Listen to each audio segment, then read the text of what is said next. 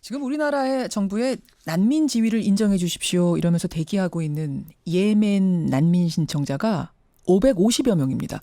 그러니까 2015년 저 멀리 중동 예멘에서 내전이 벌어지면서 예멘을 탈출한 예멘인들이 세계 각지로 흩어졌는데요. 그중에 일부가 우리나라 제주도 땅까지 오게 된 겁니다.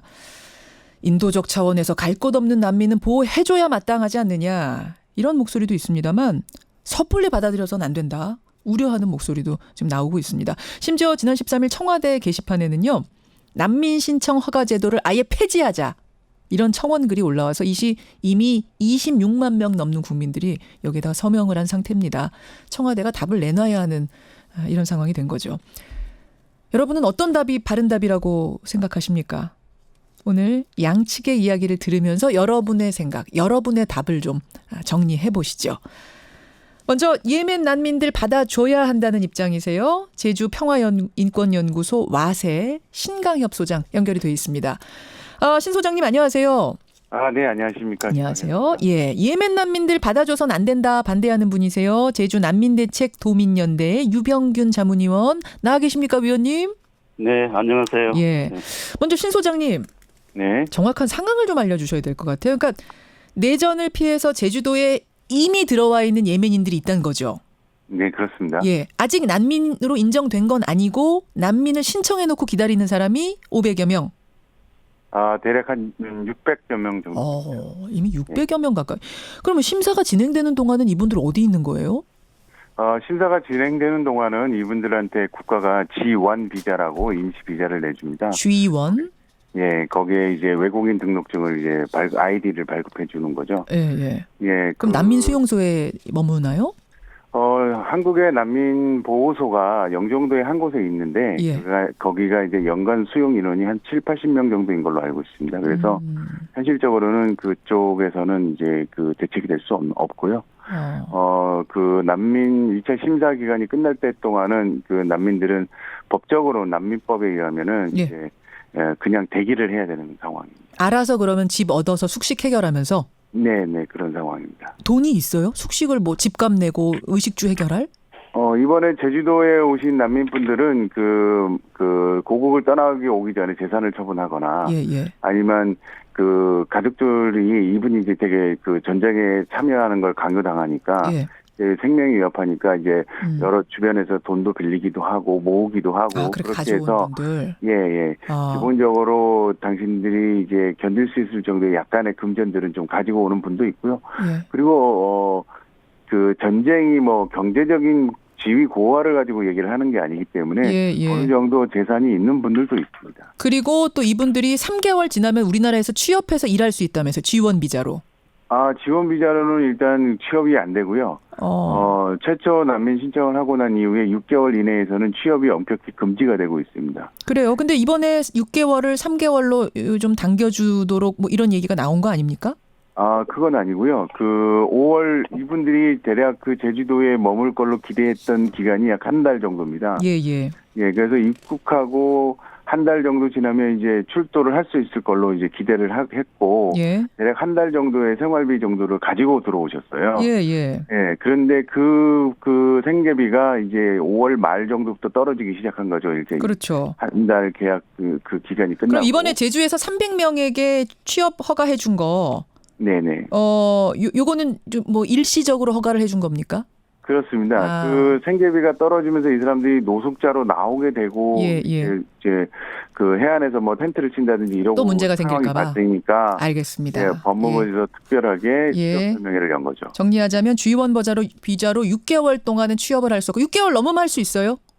6개월 넘으면은 1차적으로 난민 심사에 결정이 납니다. 난민인지 아닌지. 예. 난민으로 인정받으면 난민으로서 저희 대한민국에서 살아가는 거고요.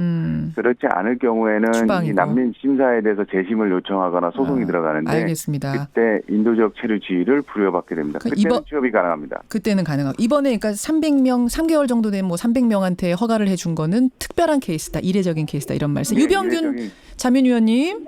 네네. 자, 6개월 안에 어쨌든 심사를 해서 추방이냐 인정이냐 결정돼서 인정을 받으면 뭐가 달라집니까, 이분들? 일단은 이제 거주의 자유가 보장되고요. 한국 국적을 주는 거예요? 그 국적을 취득하는 건 아니죠. 아니죠. 예. 한국 국적은 난민지로서 아니고. 그냥 처리하고 있는 거죠. 하지만 난민 지위를 가지고 취업도 할 수 있고 뭐 다 할 수 있으니까 일종의 우리가 미국 가서 영주권 받는 거랑 비슷한 거예요.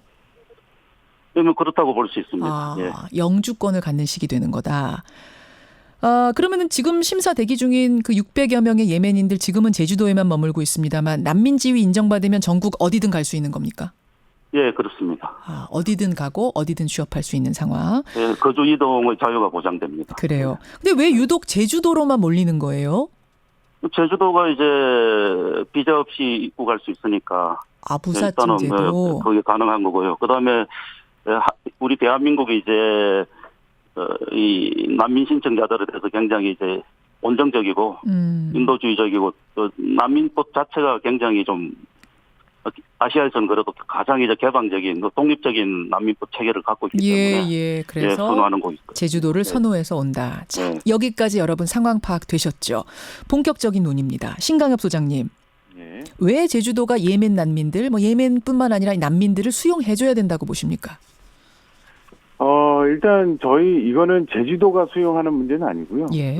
저희 국가가 이제 일단 난민협약과 그다음에 난민법을 분명히 가지고 있기 때문에 그거에 준하는 어떤 절차들을 가지고서 난민들을 수용해야 되고 현재 국제사회의 그런 흐름들을 보면 인권이라든지 인도주의적 그 자세라든지 이런 부분들이 상당히 많이 강조되는 추세에 있습니다. 인권.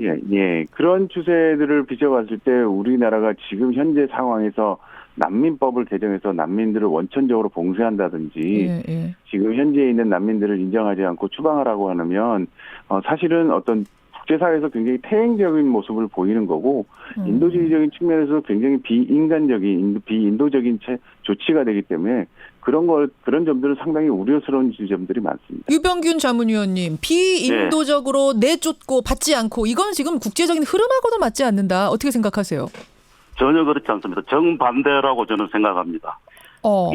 유럽에서도 요즘은 워낙 이제 난민 따면은 이게 사회적 비용도 막대하고 이제 어떤 그 사회적 불안이 심하기 때문에 EU 정상들이 작년에 그 지중해 몰타섬에서 그 몰타 선언이라고 있었어요. 그건 뭐냐면은 주로 이제 아프리카 난민들이 이제 리비아를 경유해서 이렇게 배를 타고 지중해를 건너오기 때문에 리비아에다가 이제 이 거대한 난민센터를 건설해가지고 거기서 이제 수용을 하는 거예요. 수용을 하다가 본국에 이제 상황이 안정되면 이제 다시 돌려보내거나 이런 조치를 이제 취하게 되는 거죠. 그래서 리비아 통합정부에다가 이제 막대한 돈을 지불하고 거기서 이제 난민들을 수용하는 걸로 지금 그러니까 국제적인 흐름도 인도적으로 다 받아주자 이런 흐름이 아니란 말씀이시고 전혀 아니죠. 국제적인 흐름을 떠나서 국제적인 흐름을 떠나서 우리가 왜 받으면 안 된다고 생각하세요? 뭐가 문제라고 보시는 겁니까?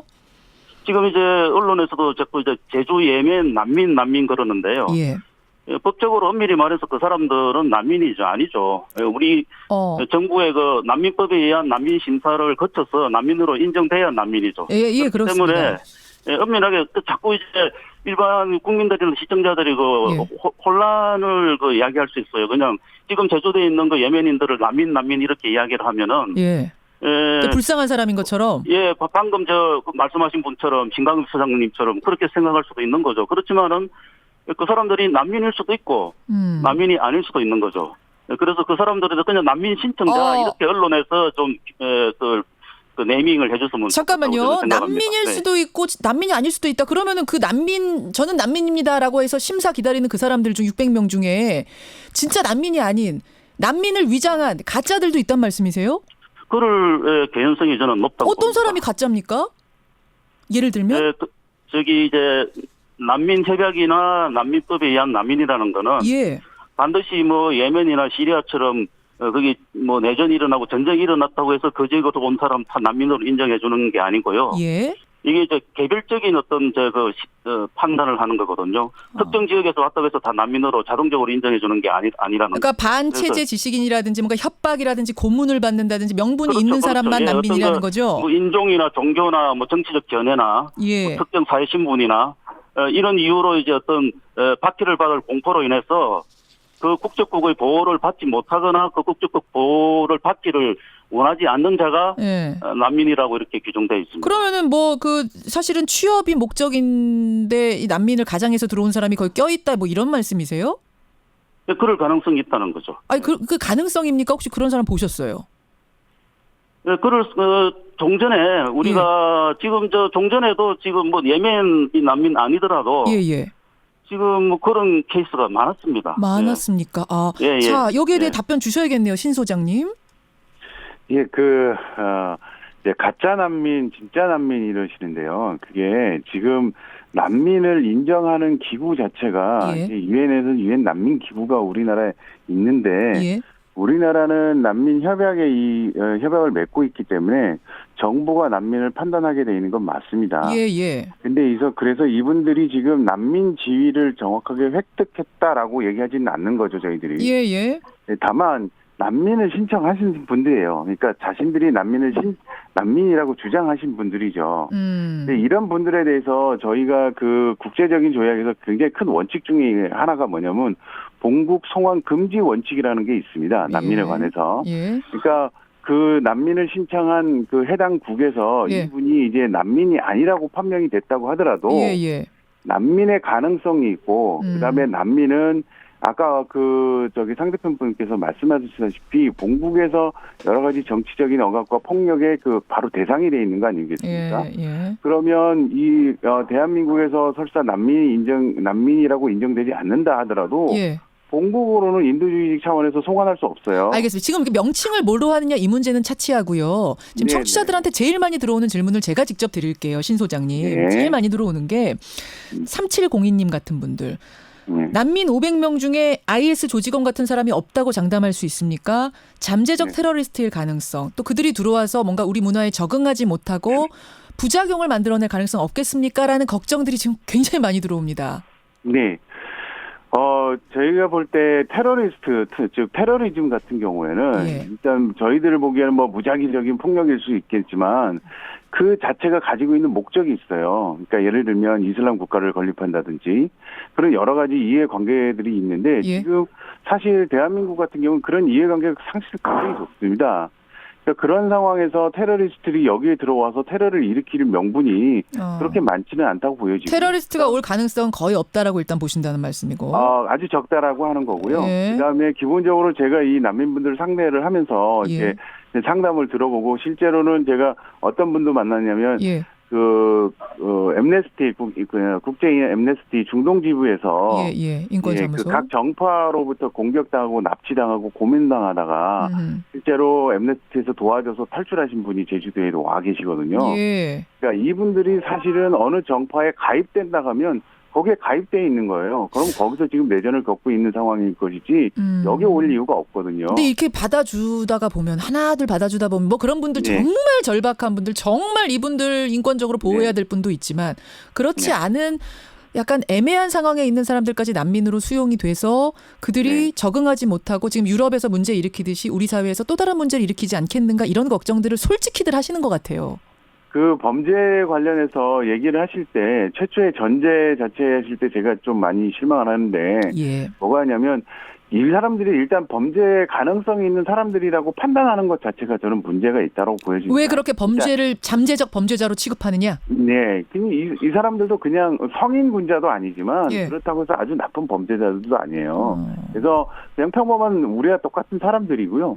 그다음에 저는 대한민국의 사법체계가 그렇게 허술하지 않다고 생각합니다. 알겠습니다. 그리고 2일차 심사할 때 그런 분들이 꼼꼼하게 인정이 되고요. 그다음에 이분들이 외국인 등록을 하게 되면 특히 지원 같은 경우에는 굉장히 꼼꼼하게 거주지 이전이든 뭐든 다 신고하게 되고 그 관리를 하게 되거든요. 관리가 심사해서 합격되는 률도 한 3% 정도밖에 안 되는 데다가 그렇습니다. 되고 나서도 그 이주하는 모습 뭐 취업, 거주 이런 것들이 관리가 된다는 말씀. 자, 이제 우리 위원님이 답변 주셔야겠어요. 청취자들한테 어떤 문자가 오냐면 이기현님 같은 분. 아니 목숨 걸고 탈출한 사람들을 그렇게 추방해버립니까? 외면합니까? 그럴 순 없다라는 데에 대한 답변 주시죠. 지금 방금 신강효 소장께서 말씀하신 부분에 제가 좀 이렇게 좀 반박을 하고 싶은데요. 좀 짧게요. 전쟁이 났다고 해서 그 지역으로 가면 반드시 뭐 박해를 받고 어떤 살해 위협을 받는다. 그건 아니고 예를 들면 그 국적국에서 그 보호를 해줄 수 있으면은 국적국 보호를 받을 수 있으면 그거는 이제 송환할 수 있는 거예요. 예.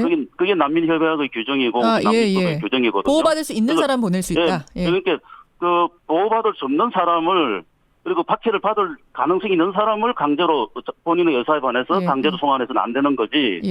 보호받을 수 있는데도 보호받을 수 있는 뭐 정부나 어떤 세력, 지금 예멘도 원래는 이제 남북 알겠습니다. 예멘이 분단되었다가 다시 통일됐다가 다시 분단돼가지고 내전이 일어난 거 아니에요. 자, 그건 그렇고요. 이제 우리 문제. 이들을 그러니까, 불러서 우리가 관리를 잘하고 심사에서 난민 인정해주는 사람도 3%밖에 안 되는데 뭘 그렇게 걱정하시는가? 이 부분에 대한 답변? 지금은 뭐 3% 아니라 한 1, 2%밖에 안 되지만은 지금 이런 우리 난민 관리 시스템으로는 앞으로 계속 난민 신청자가 이제 몰려올 텐데, 그럴 때는 어떻게 뭐 대책이 있느냐 이거죠. 관리가 제대로 안 될 거다. 관리가 지금 안 되는 거고, 지금 뭐 유럽에서도 보다시피 그게 관리가 안 되는 거죠. 유럽 국가들이 그렇게 허술한 국가들이 아니잖아요. 유럽도 허술하지 않은데 관리 못하고 있지 않느냐. 예. 아예 폐지해야 된다고 보세요? 아예 받지 말아야 된다고 보세요? 그건 아니죠. 우리가 엄격하게 더 엄격하게 난민 심사를 해서 꼭 우리가 수용하고 보호해줘야 될 난민들은 우리가 받아줘야죠. 저도 그렇게 생각합니다. 알겠습니다. 그렇지만 지금 우리 난민법이 굉장히 지금 이 가짜 난민들이나 이 브로커들이 이 법 체계를 이제 법의 그 폭소 조항을 악용해서 그걸 문제를 일으킬 가능성이 굉장히 많게 돼 있어요. 난민법 자체가 문제가 많습니다. 그래서 난민법을 빨리 이제 개정할 필요가 있는 거죠. 그러니까 지금 한쪽에서는 이 브로커들, 취업 브로커들이 껴가지고 가짜 난민을 만들어가지고 보내는 이런 경우까지도 상정해야 되는데 지금 허술한 게 아니 이거 걱정하시는 거고 또 한쪽에서는 아니 인도주의적 차원에서 보자. 우리도 예전에 어려울 때 어땠는가 이 부분을 말씀하시는 거예요. 여러분의 생각 정리하셨습니까? 자, 두 분 말씀 여기까지 듣도록 하죠. 고맙습니다. 네, 감사합니다. 제주 난민대책도민연대의 유병균 자문위원 그리고 제주 평화인권연구소 와세 신강협 소장이었습니다.